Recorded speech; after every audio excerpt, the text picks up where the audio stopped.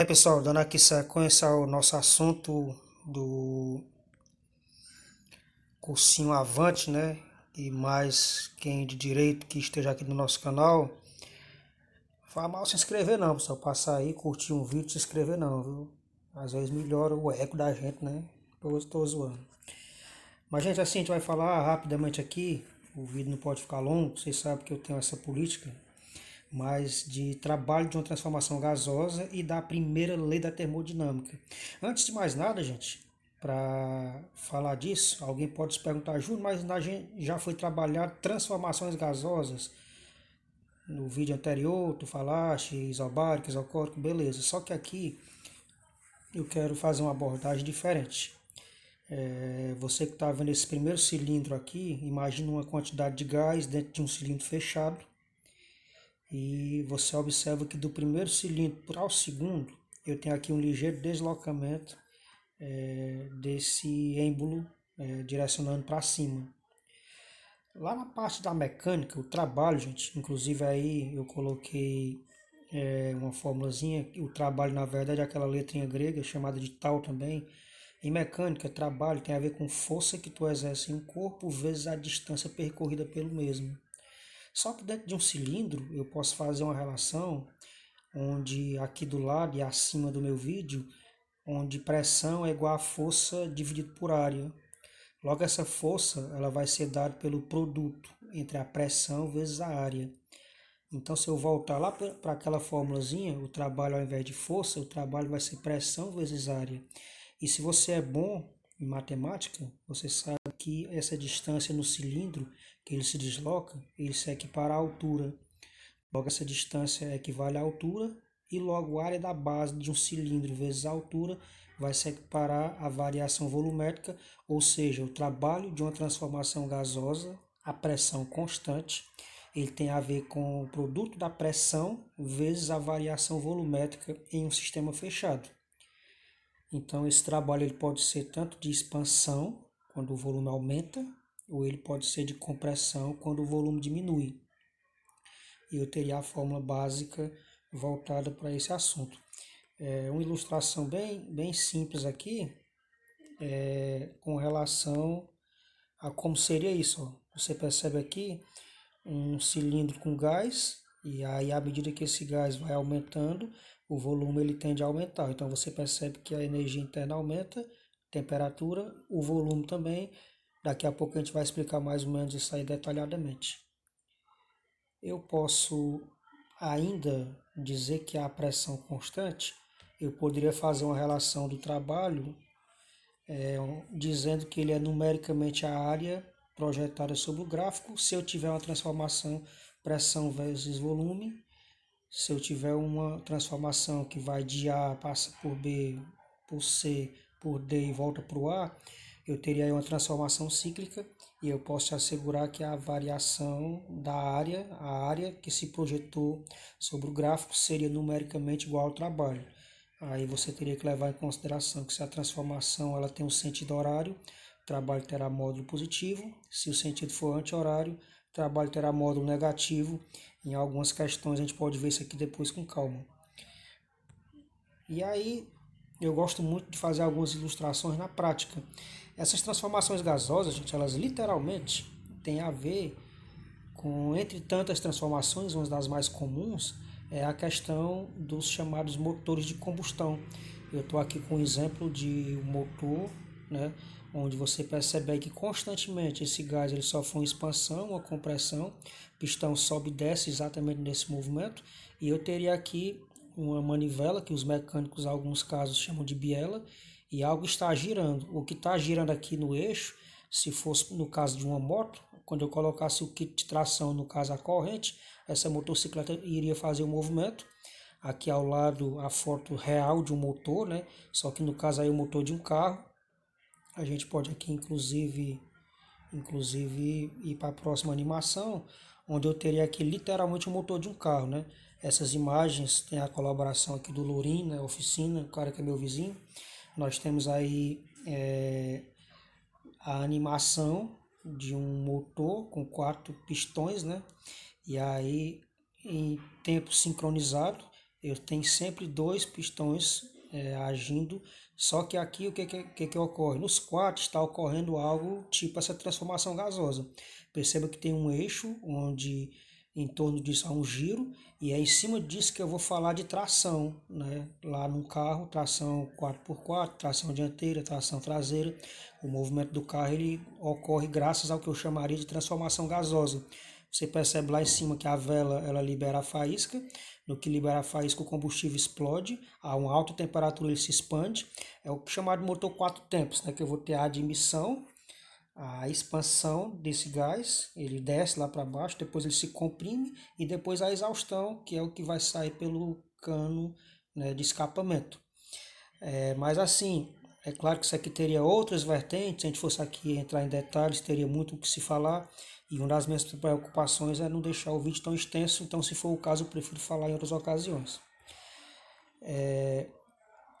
Como eu cheguei a dizer a vocês, gente, o assunto de transformações gasosas, a gente trabalha mais por conta das leis da termodinâmica. Você que está no Avante, inclusive eu só tenho material em vídeo de transformações gasosas para cá, mas eu vou puxar lá do começo da termologia, até porque vai gerar um acervo em relação a isso. Mas assim, literalmente falando, gente, para todo sistema termodinâmico existe uma função característica denominada energia interna.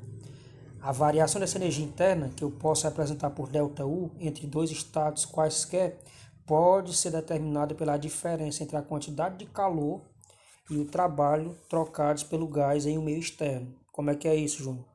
Todo e qualquer sistema, gente, se eu fornecer calor, de acordo com a primeira lei da termodinâmica, o que essa lei está tentando aqui nos explicar é que isso aqui é um sistema conservativo.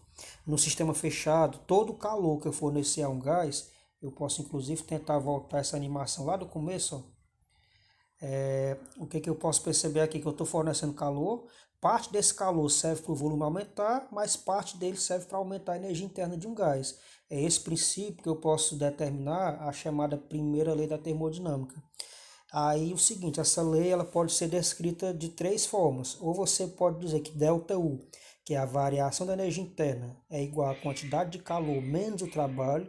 Lembrando que o trabalho, gente, eu só posso dizer que um gás realizou o trabalho se o volume dele aumentou ou diminuiu. Ou ainda eu posso dizer que essa quantidade de calor é igual ao trabalho realizado mais a energia interna, ou também posso dizer que o trabalho é igual a Q menos ΔU, vai depender do que você tem nos enunciados.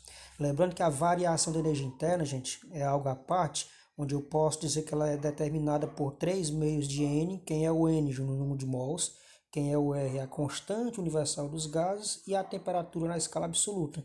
Isso para gases ideais monoatômicos. Se o gás for diatômico, eu teria esses meios. Qualquer dúvida, deixe nos comentários ou vá lá no Classroom ou no grupo da sala que a gente tenta explicar. Baseado nessa primeira lei da termodinâmica, gente, eu acabo tendo que fazer 3 observações que acabam gerando 9. Como assim? Primeira observação sobre a variação de temperatura ou não em um sistema. Que observações eu vou ter aí? A primeira vai dizer que se a temperatura aumenta, a energia interna do gás aumenta. Logo, se a variação de temperatura for maior que zero, aí ao lado você tem que ΔU também será maior que zero. Mas se a temperatura do gás diminuir, a energia interna do gás também diminui. Ou seja, se a temperatura variação for menor que zero, o ΔU será menor que zero, é o que você tem ao lado. Terceira observação, se a temperatura não varia, a energia interna do gás é nula.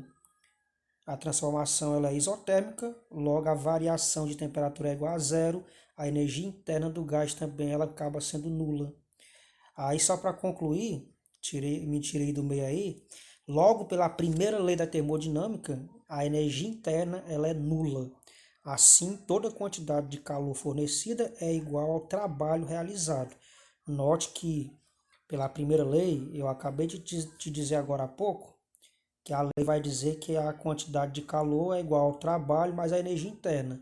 Só que numa transformação isotérmica, a temperatura constante, a energia interna não varia. Se a energia interna não varia, isso quer dizer que todo o calor que foi fornecido ao gás serviu apenas para variar o volume desse gás. uma segunda observação que pode ser feita é quanto à variação ou não do volume. Então vamos lá. Se o volume aumenta, o trabalho é positivo. Trabalho maior que zero. Ao lado aqui eu coloquei a letrinha mesmo, que é a letrinha grega, ou W, né, no caso, em alguns casos, o cara coloca W do inglês, o work trabalho maior que zero. Se o volume diminui, o trabalho é negativo, logo T menor que zero. E se o volume não varia, a transformação ela é isocórica, logo o trabalho é nulo. E logo a energia interna é igual à quantidade de calor pela primeira lei da termodinâmica. Ou seja, se o volume é constante, trabalho nulo, eu posso te assegurar que essa leizinha aqui, ó, eu vou dizer que se nessas condições o trabalho for nulo, quer dizer então que todo o calor fornecido serviu apenas para variar a energia interna do gás, ou seja, nesse caso Q é igual a ΔU. Por último, terceira e última observação, se a quantidade de calor varia ou não. Quando a quantidade de calor for maior que zero, dizemos que o gás recebeu o calor do meio. Temos aí o Q maior que zero. Mas se a quantidade de Q for menor que zero, dizemos que o gás cede calor para o meio. Mas existe uma condição em que a quantidade de calor é nula. Dizemos que não há trocas de calor. Nesse caso, a minha transformação ela é adiabática. E aí você pode se perguntar, Júnior, o que é uma transformação adiabática? É toda e qualquer transformação onde não há trocas de calor com o meio. E pela primeira lei da termodinâmica, a variação da energia interna e o trabalho desse sistema, eles acabam sendo opostos. Ou seja, ΔU é igual a menos trabalho ou vice-versa. Trabalho é igual a menos ΔU. Aí aqui, para fechar essa explicação, vamos só imaginar o seguinte, junto como é que seria isso? Vamos lá, se o volume aumenta, as partículas têm mais espaço. Logo, as partículas com mais espaço têm menos choque. Se elas têm menos choques, eu vou levar em consideração que o volume aumentou, trabalho positivo, tem menos choques, energia interna diminui. Mas se o volume diminui, logo o volume diminui, o trabalho é negativo. Se o volume diminui, as partículas têm menos espaço, logo terão mais choques. Se tem mais choques, eu vou acabar tendo uma maior energia interna. Por isso que nessa última observação aqui, quando a transformação ela é adiabática, se a energia interna aumenta é porque o volume diminui. Se o trabalho ou o volume aumenta é porque a energia interna ela diminuiu. No decorrer da semana a gente vai comentar as questões do TDC